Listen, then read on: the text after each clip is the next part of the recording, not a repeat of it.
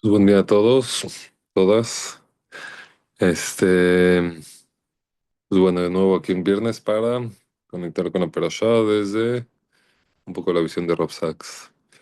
Entonces, nada más para ponernos en contexto dónde nos encontramos. La Perashá pasada terminó diciendo, había sido toda esta parte donde fue Jacob, por consejo de la mamá, se mete y engaña al papá, haciéndose pasar por Esav, le dan la bendición.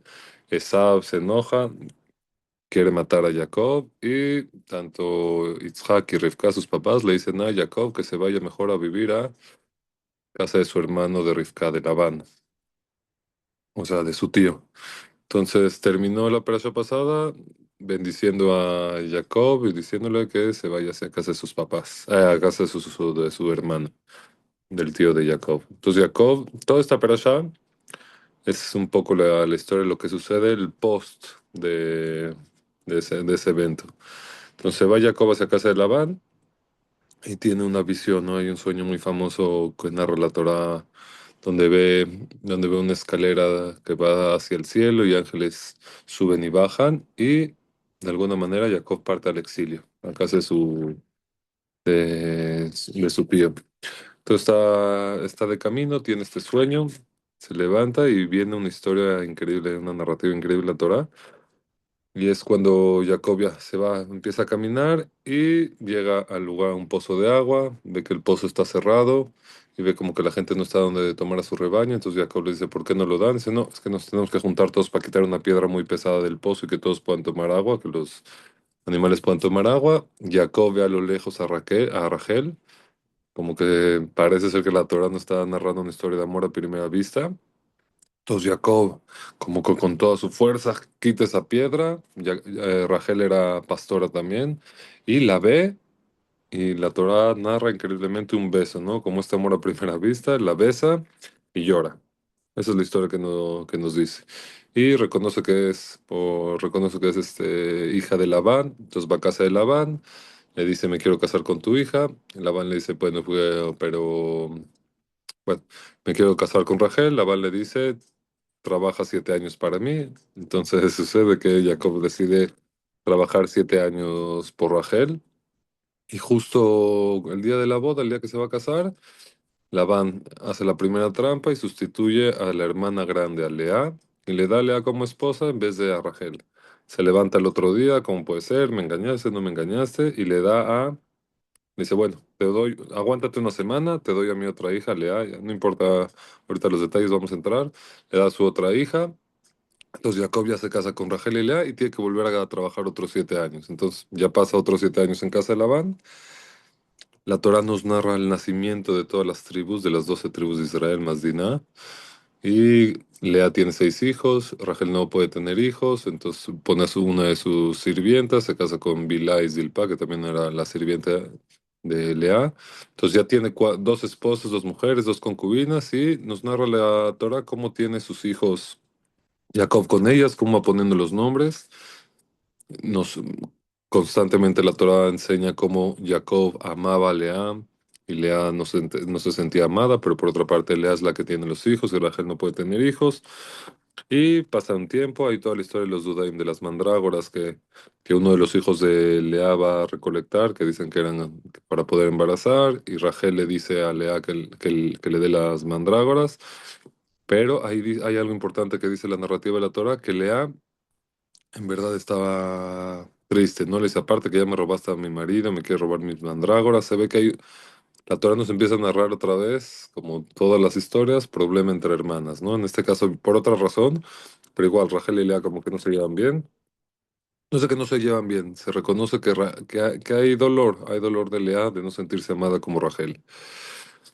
Déjame ver si hay otra historia. Ok. Labán luego se queda otros 6 años Jacob a trabajar en casa de Labán, pero ya por dinero propio. Labán le vuelve a hacer trampas, le quita cuál era su pago, le dice, si nacen las vacas así son tuyas, y luego le cambia, y luego le cambia. Dios protege a Jacob y decide un día partir de casa de Labán con todos sus hijos y sus esposas. Labán se siente engañado y lo persigue, lo huye Jacob con toda su familia, Labán lo persigue, se encuentran y hacen un pacto, y básicamente esa es la narrativa de esta perashá, ¿no? Sin detalles, nomás para ver por fuera y ahora sí meternos a un zoom in de lo que hace Rob Sachs en esta historia. Y voy a leer casi casi literal de lo que está en el libro otra vez. Eh, es el pacto de conversación de Rob Sachs sobre la perashá. El título de este artículo se llama Sobre el amor y la justicia. Entonces dice así, la historia de amor de Jacob por Rachel es una de las más románticas de la Torá, sin duda. Pero sin embargo, sí, está llena de profundidades y ambigüedades ocultas, retrocesos y giros inesperados. Comienza, al igual que las otras narraciones de la Torá, con un hombre que encuentra a la futura esposa en una senda junto al pozo de agua. Siempre muy interesante, las parejas de la Torá se encuentran junto al agua. Ok, en lo que platiqué, los pastores se reúnen alrededor de la piedra para dar de tomar a sus rebaños, pero el pozo está cubierto con una gran piedra que no sacan hasta que lleguen todos los pastores locales. Ok, en ese momento, sin embargo, llega Rachel, o sea, cuando pastoreando, Jacob sabe lo que han dicho los pastores, que ella es la hija del tío de su tío Labán, con quien ha venido a buscar refugio, y inmediatamente Jacob entra en acción, y dice así la Torá. Mientras él aún hablaba con ellos, Rachel vino con el rebaño de su padre porque ella era la pastora. Y sucedió que cuando Jacob vio a Rachel, hija de Labán, hermano de su madre, y las ovejas de Labán, el hermano de su madre, se acercó Jacob y removió la piedra de la boca del pozo, y abrevó el rebaño de Labán, hermano de su madre, y Jacob besó a Rachel, y alzó su voz y lloró. Imagínate, llega Jacob grande ya, y besa a Rachel. Entonces, sin duda notamos el marcado contraste con la escena anterior, en la que justamente la perashá pasada, cuando el criado o el sirviente de Abraham busca una esposa para el hijo de su amo junto al pozo. A diferencia de esa historia, Jacob es el activo, Jacob es el que se acerca y da el beso, a diferencia de la historia de Rivka, que Rivka de alguna manera es la activa, que viene y abreva los... O sea, aquí Jacob quita la piedra para dar de beber a los animales, y en la historia pasada, si recuerdan, Rivka misma es la que le da de beber a los animales de Abraham, de Isaac. Ok. Sacar la piedra del pozo es una hazaña de considerable fuerza, así como un atrevido desafío a la costumbre local. Atributos que hasta ahora no hemos asociado con el tranquilo hijo de Isaac, de Jacob. Como que Jacob parecía un hombre tranquilo, se sentaba en tiendas y de repente un romántico, ¿no? Amor a primera vista, con fuerza quita la piedra. Besa a Rachel y llora. El texto al menos plantea la posibilidad de que haya realizado un acto de arrojo para impresionarlo tanto con su fuerza como con su amabilidad. Sin duda alguna podemos ver en la Torá la narrativa de amor a primera vista. Durante varios versículos nos mantenemos en suspenso. El argumento pasa a Labán y el deseo de Jacob de quedarse con él por un tiempo. Después de un mes, Labán le pregunta a Jacob cuál le gustaría que fuera su salario a cambio del trabajo que espera de él. Y solo ahora el texto, la Torá deja claro lo que sospechábamos desde el principio. De hecho, Jacob sí se enamoró de Rachel. Y dice así, citando otra vez la Torá.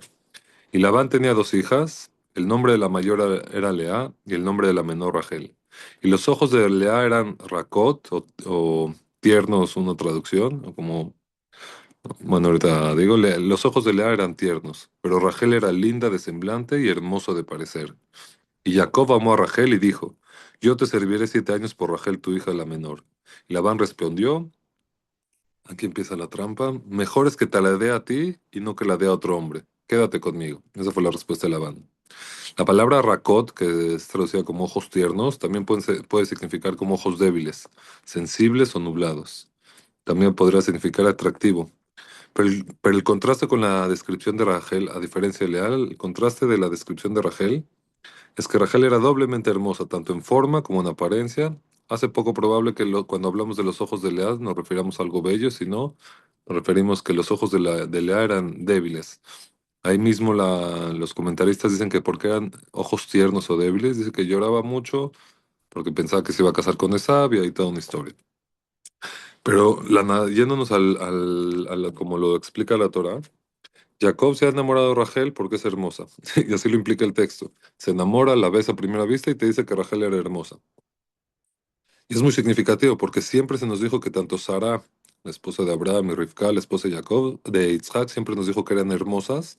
Pero en esos casos, el texto cuando nos dijo que Sara y Rachel, perdón, Sara y Rivka eran hermosas, lo dijo en un contexto porque sus dos esposos estaban preocupados que se las roben, ya sea el faraón o el rey de los Pelishtim, y se las lleven a su harem. Entonces, en esos dos contextos, la Torah dice que eran hermosas como para hacer un contraste de decir, eran hermosas y sus esposos las tuvieron que cuidar, tuvieron que decir que eran sus hermanas, etcétera. O sea, cuando dice la Torah que, que Sara y Rivka eran hermosas, es como si las estuviéramos viendo con ojos egipcios, ¿no? Hermosas, entonces las tenemos que esconder. Pero esta es la primera vez, en el caso de Jacob y Rachel, es la primera vez que la belleza física es asociada con el amor y con una razón para el matrimonio. Es muy interesante. Cuando se menciona antes, la belleza física era para decir tengan cuidado, como la Torah te dice, velo con ojos egipcios, ¿no? Como de promiscuidad, tengan cuidado, se la van a robar, entonces di que eres mi hermana. Pero increíblemente en esta historia nos dice que la belleza física se asocia con el amor y con una razón para el matrimonio. Jacob está siguiendo sus ojos, lo que generalmente no se considera algo bueno en el Tanaj, dejarte llevar por tus ojos. Jacob lo está haciendo en este caso. ¿Cómo sabemos que no es bueno dejarse llevar por sus ojos en este caso? De dejarse llevar en general por sus ojos. Hay una historia muy famosa que es la de Jabá, ¿no? Cuando toma del fruto prohibido, como dice la historia ahí, se Jabá siguió sus ojos al desear el fruto prohibido, como que se dejó llevar por la atracción de los ojos. Shmuel, también la Torah dice que cuando va a ver Shmuel a los hijos de Ishai para decir quién va a ser el siguiente rey de Israel, entonces llega Shmuel, el profeta, y elige a Eliab, al hijo, creo que no me acuerdo si era el más grande, pero elige al que le parece más adecuado. Se deja ir por los ojos, ¿no? Al fuerte o al que le parecía en los ojos. Y Dios le reprocha a Shmuel y se has juzgado mal. No mire por su apariencia ni a lo grande de su estatura, porque yo lo desecho. Porque Dios no mira lo que mira el hombre, pues el hombre mira lo que está delante de sus ojos, pero el Señor mira el corazón. Claramente no es bueno dejarse llevar por sus ojos y muchas historias más, pero sin embargo Jacob está profundamente enamorado. Y la Torah nos lo cuenta en uno de los versículos más hermosos y profundos sobre el amor. Y dice así, cuando Jacob desea servir a Labán 7 años por su hija Rachel, dice el versículo, y así sirvió Jacob por Rachel 7 años, y le parecieron como pocos días. Sirvió 7 años y le parecieron como pocos días porque la amaba. Un paso que deja muy claro qué es lo que puede suceder con el amor, ¿no? Sirve Jacob 7 años, le parecen pocos días porque él amaba a Rachel. Él es ajeno tanto al trabajo como al tiempo. Ni antes ni después encontramos en la Torah tanta pasión romántica. Pasa los años y llega el momento que Jacob había estado esperando. Entonces dijo Jacob a Labán, dame mi mujer, porque mi tiempo se ha cumplido para unirme a ella. Y Labán reúne a todos los hombres del lugar, hace un banquete, y dice la Torah, y sucedió que a la noche tomó a Lea su hija y se la trajo, y él se llegó a ella. Y dio Labán a sus siervas Zilpá para a Lea por criada. Venida la mañana, he aquí que era Lea, y Jacob le dice a Labán, ¿qué es esto que me has hecho? ¿No te he servido por Rachel? ¿Por qué pues me has engañado? ¿Y qué le responde Labán? No se hace así en nuestro lugar, que se dé la menor antes de la mayor. Como que Labán simplemente le dice, brother, pues ¿qué querías que haga? Así funcionan las cosas, lo transea. Ahorita vamos a empezar a llegar, pero piensen que hace unos cuantos capítulos, Jacob se hace pasar por su hermano Esab. Y como que nunca hay un reproche en la Torá si estuvo bien o estuvo mal, no sabemos mucho, pero en el desarrollo de esta historia empezamos a ver. Ese es un revés asombroso. Jacob ha sido engañado. Labán ha aprovechado la noche y el manto de la oscuridad para sustituir al Lea por Rachel. Y también ha hecho imposible que Jacob retroceda. No puede hacer nada Jacob. Había invitado, como dice la Torá, a todos los hombres del lugar a ser testigos de la celebración del matrimonio. Y los invitados no podrían saber que realmente la promesa había sido de Rachel o no, ya. Lo hizo como públicamente todo. Porque la costumbre local, como dice Labán, siempre se da la mayor. Entonces seguramente la gente pensaba que era la boda de Lea con Jacob. Todos sabían menos él. Ahora, la otra cosa es, Labán, ¿acaso sí le había prometido a Rachel cuando Jacob le dice, voy a trabajar 7 años por Rachel? Veamos su respuesta otra vez. Dijo, mejor es que te la dé a ti y no que se la dé a otro hombre. Quédate conmigo. Como que no le daba, deja muy claro que sí le va a dar, se lo deja todo ambiguo. Parece ser que desde ahí ya se había formado la intención de engañar. Así Jacob, confiando en Labán, se casa con la mujer equivocada a sus ojos, pero con el tiempo leemos también que se casa con Rachel. Una semana después espera y se casa con Rachel, pero de alguna forma el daño ya estaba hecho. El resultado es una tragedia prolongada. Rachel tiene belleza, Lea tiene los hijos. 6 hijos, 6 varones más Lea. La mitad de las 12 tribus de Israel se la queda a Lea. Es muy, muy loco. El amor, el romanticismo, el amor a primera vista, nos los narra con Rachel, pero todos los hijos, las tribus se quedan con Lea.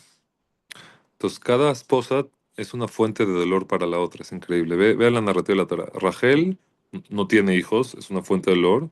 Y Lea porque se siente desamparada y no amada. Entonces vemos que las dos están sufriendo en este lugar.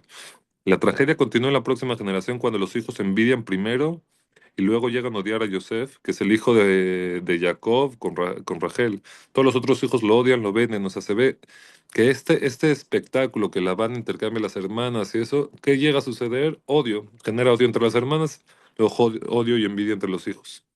Los detalles de la historia son claros. Lo que no está claro es cuál es el mensaje de esta historia, qué es lo que quiere la Torah al decirnos todo esto. ¿Acaso la Torah lo que quiere al narrarnos esto es mostrarnos la naturaleza astuta y calculadora de Labán? Por una parte sí, pero Labán es un personaje secundario, no tendrá por qué en este drama de Jacob y sus esposas ser el personaje principal. Entonces, por una parte sí es verdad, nos enseña que Labán era un engañoso, pero sí nos tiene que enseñar algo de Jacob.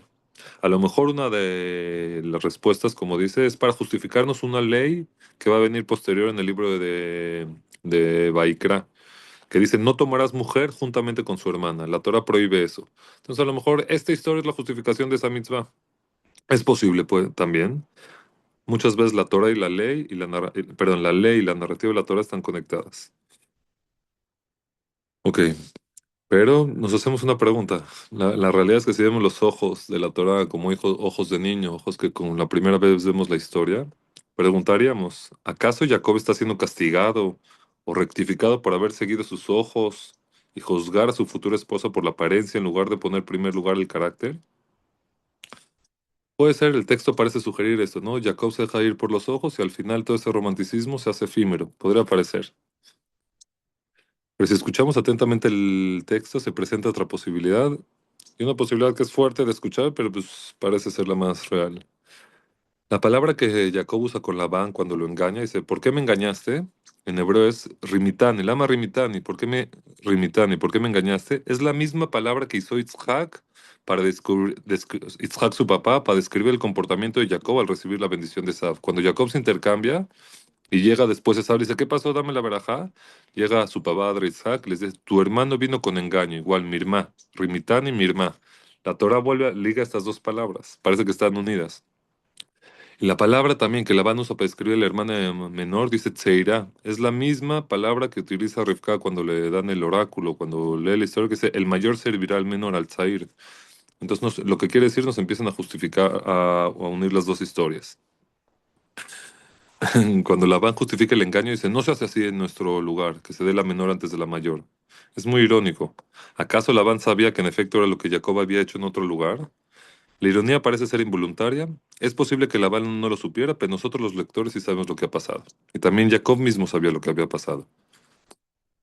Entonces, si nos están dando estos indicios, Rimitán y la palabra Mirmá o Tzair, los indicios de lo que está pasando en la Torá, entonces la narración es un ejemplo sin paralelo del axioma moral más fundamental de la Torah. Midá que neged midá, medida por medida. Lo que hagamos se hará para nosotros. Como dice la Torah, en Noaj, en la parasha de Noaj, el que derrame sangre del hombre, por el hombre su sangre será derramada. Los que engañan serán engañados y parece ser que esto es lo que le está pasando a Jacob. Así como engañaste, eres engañada.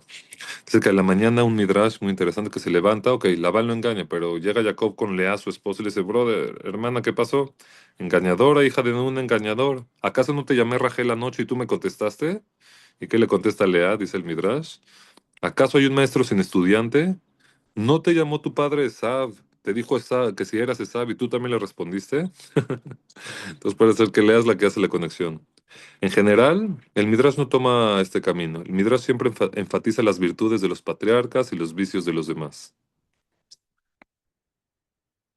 Los vicios de los demás, en el caso de Labán, claramente nos dice que es un hombre tranza, preocupado por su propio beneficio y ventaja, etcétera. Pero la historia es una imagen en espejo demasiado precisa en lo que sucedió en el capítulo 27, donde Jacob finge ser Esav, tomando su bendición y tomó su lugar. Muy loco. Toma su lugar y creemos que no pasa nada. Pero después de eso lo engañan una y otra y otra y otra vez a Jacob. Mm, Como dice la Torá, nos da las claves para entender que lo que hacemos a los demás algún día se nos hará a nosotros. Como dice Gilel, cuando vio una calavera flotando en el agua y le dijo, un cadáver lo vio flotando en el agua y le dice, como dice en Pirkei Avot, debido a que ahogaste a otros, ellos te ahogaron a ti. Y los que te ahogaron a ti finalmente se ahogarán. Como diciendo, las cuentas todo, mira que neged mira. Parece que no, pero con Dios no hay tiempo. Jacob engañó a Esab y es increíble, pero lo mismo como si hubiera tomado su lugar para casarse también, para que lo engañaran, le hacen exactamente lo mismo. ¿Acaso puede haber un principio más profundo en juego? El verbo amar, la palabra amar, no aparece mucho en Bereshit. Frecuentemente se nos ocultan las emociones de los personajes. Por lo tanto, cuando se revelan, tiene una gran fuerza literaria. Por lo tanto, es notable que la palabra amor, cuando dice amor, aparece tres veces con respecto a Jacob y Rachel. Dice, Jacob amaba a Rachel. Los 7 años parecían pocos días por el amor que le tenía. Jacob amaba a Rachel más que a Lea. Más adelante descubrimos lo mismo sobre los sentimientos de Jacob por Yosef, por su hijo Rachel. Tres veces la Torá habla del amor que tiene Jacob por uno de sus hijos. Igualito como Rachel, a su hijo Yosef lo ama. Tres veces vuelve a decir la Torá. Y no solo eso, dice, así como amaba a Rachel más que a Lea, también dice la Torá, amaba a Yosef más que a cualquiera de sus hijos. Pues aquí el aprendizaje, dice Rav Sachs, muy interesante, dice, el amor es una emoción y el amor es una virtud. Perdón, el amor es el lazo definitivo entre el alma y el alma. O sea, es muy claro que el amor es una emoción muy profunda y muy arriba. Sin embargo, sin justicia, el amor por sí solo es insuficiente para sostener el mundo. Amor sin justicia no sostiene el mundo, ni siquiera para mantener la paz dentro de una familia. Si hay amor en la familia, pero no justicia, no se mantiene la paz dentro de la familia. El amor de Jacob por Rachel y más tarde por Yosef es la causa del conflicto entre sus dos esposas y sus hijos. Y Jacob paga mucho por ello. De hecho, cuando al final el faraón de Egipto le pregunta a Jacob, ¿por qué te ves tan? O sea, como que lo vio muy viejo, muy envejecido. Le dice, ¿cuántos años tienes? ¿En qué le contesta a Jacob? Dice, pocos y malos han sido los días de los años de mi vida. Es muy claro que siempre vivió en conflicto. Desde que se escapa, desde que se roba esta bendición, su vida es conflicto con su hermano, conflicto con su suegro, conflicto con sus esposas, conflicto con sus hijos, todo favoritismo. Y no hay no existe una declaración como esta que diga Jacob, pocos y malos han sido los días de los años de mi vida. Y es más sorprendente, dando que Jacob o sea, justo cuando se reunió con Yosef, dice, han sido pocos y malos los años de mi vida. Quiere decir, es increíble la narrativa sutil de la Torá. Nos enseñan cómo se roban las bendiciones, luego nos enseña el amor a primera vista, y el mensaje nos termina diciendo, el amor no es suficiente. Por más profundo y hermoso que el amor no es suficiente porque deja a los menos amados sintiéndose no amados. Y el resultado es un conflicto y a veces una tragedia. Si es así, lo que nos cuenta la historia de Jacob y sus esposas y sus hijos es que el amor por sí solo no es suficiente. Siempre debe ir acompañado de justicia, equidad y una consideración por cómo tus sentimientos impactan a los demás. No puedes amar desmedido a un lado sin medir, sin justicia, sin equidad. Al final, es muy loco, pero al final fue de Lea, la menos amada, de la que descendió no solo 6 tribus, sino sale la tribu de Leví, con todos los sacerdotes, los Kohanim, sale la tribu de Yehudá, que son todo el reinado. Los hijos de Lea se quedan con el reinado y se quedan con el sacerdocio, se quedan como líderes de Israel, los hijos de Lea, la menos amada. Entonces, tejiendo estos dos hilos, el amor, quiere decir, los intensos sentimientos de Jacob por Rachel, y la justicia, ¿qué es la justicia? El engañador, el que engaña va a ser engañado también. En ese momento, la historia de Jacob, Rachel y Lea resulta ser un preludio esencial del libro de Shemot y la alianza de Dios con Israel, basada en el amor y la justicia. Esta relación de Jacob, Lea, Rachel, amor y justicia, todo esto que nos enseña, es lo mismo de Dios e Israel. La relación de Dios con nosotros está basada en el amor y la justicia, porque sin justicia, el amor es ciego, y sin amor, la justicia es impersonal y fría. La familia de Jacob necesitaba ambos, el amor y la justicia, y así como Jacob, nosotros también. Un bonito día. Shabbat Shalom y que sean muy bendecidos en amor y en justicia. Misrat Hashem. Shabbat Shalom a todos. Amén, gracias. Shabbat Shalom a todos. No sé, ¿alguna Gracias, pregunta o bendición. algo? Gracias. Shabbat Shalom, gracias. Bye, bendiciones. Gracias. Bye, bye. Shabbat Shalom.